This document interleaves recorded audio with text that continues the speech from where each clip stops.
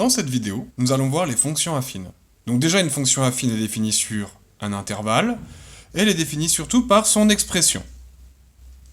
Et l'expression d'une fonction affine est de la forme f de x égale à x plus b.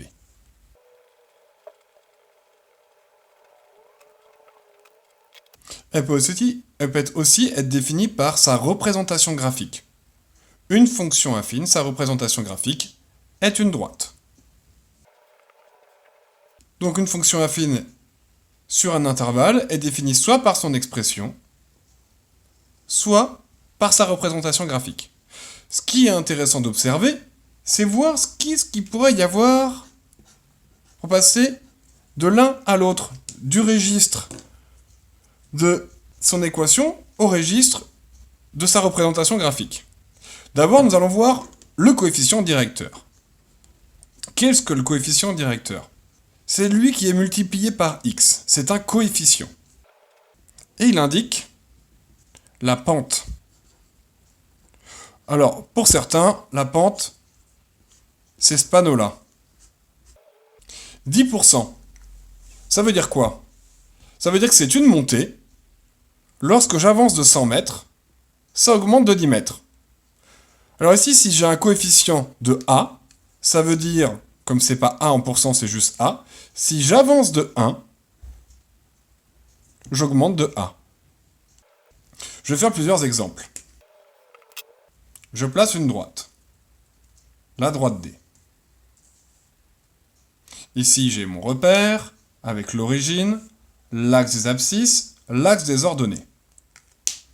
Si j'augmente A, ça veut donc dire que lorsque j'avance de 1, je veux augmenter la hauteur. Voilà. Qu'est-ce qui va se passer ? Eh bien, on remarque que lorsque je fais varier cette valeur A, ici tantôt positif, tantôt nul, tantôt négatif, on remarque que lorsque A est négatif, j'avance de 1 et je descends, ma droite est décroissante. Lorsque ma pente est nulle, ça veut dire que je ne monte jamais, ma droite est constante. Et lorsque A est positif, j'avance de 1, je monte de A, ma droite est croissante.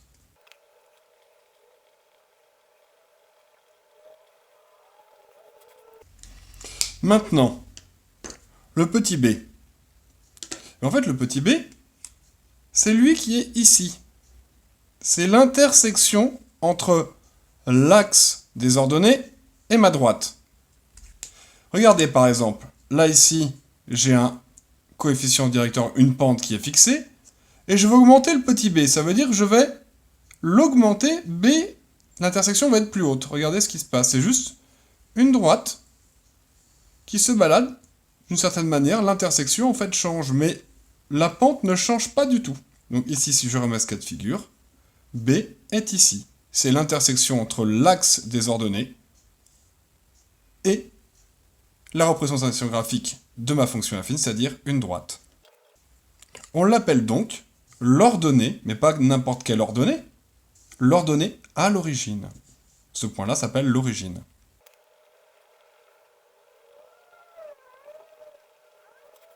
Donc maintenant, nous allons essayer de voir quelques cas particuliers.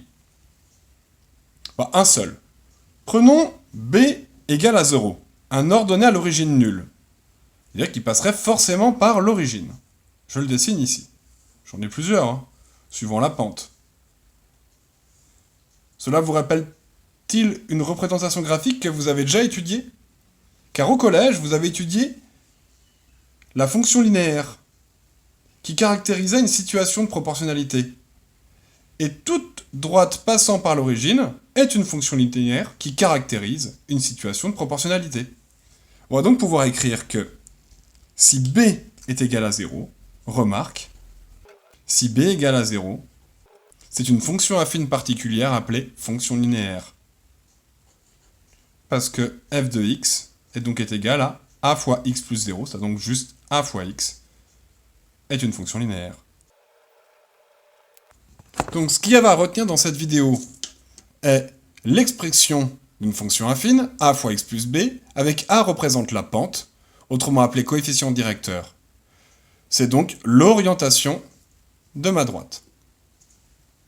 Ensuite, si A est positif, ma droite est croissante. Si A est nul, ma droite est constante. Si A est négatif, ma droite est décroissante. Petit b est appelé l'ordonnée à l'origine. C'est l'intersection entre ma droite et l'axe des ordonnées. Ici, par exemple. Point particulier, si b est égal à 0, alors on a pu f de x égale à x plus b, l'expression est f de x égale ax, et c'est donc une fonction linéaire.